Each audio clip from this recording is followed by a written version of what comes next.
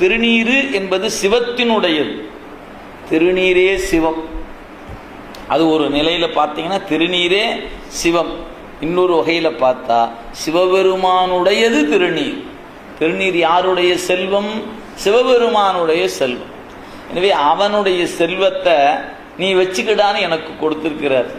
அதனால நான் என்ன பண்றேன், பையில இடுப்புல வச்சுக்கிட்டு தோணும் போதெல்லாம் எடுத்து பூசிக்கிறேன். எவ்வளவு வேணாலும் பூசிக்க, எந்தா வச்சுக்க அப்படின்னு கொடுத்துட்டார்.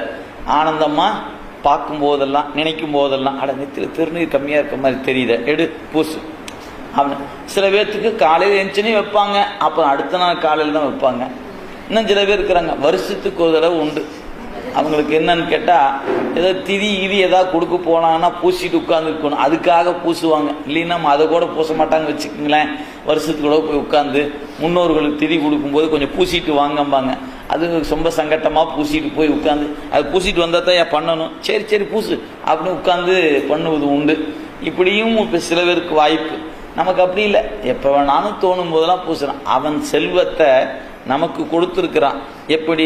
24 மணி நேரம் அனுபவிடான்னு. எவ்வளோ பெரிய மகிழ்ச்சி நினைச்சு பாருங்க.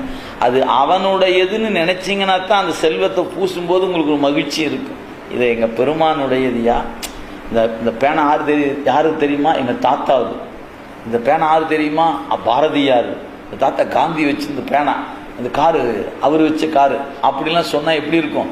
எங்க இந்த கார் இது அவர் வச்சிருந்ததுயா, அதைத்தான் நான் வாங்கி வச்சிருக்கிறேன் அப்படின்னு சொன்னா எப்படி இருக்கும்? அப்படியே எங்க அப்பா அவரு காராது அப்படின்னு ஒரு மகிழ்ச்சி அடைகிறாங்களா இல்லையா?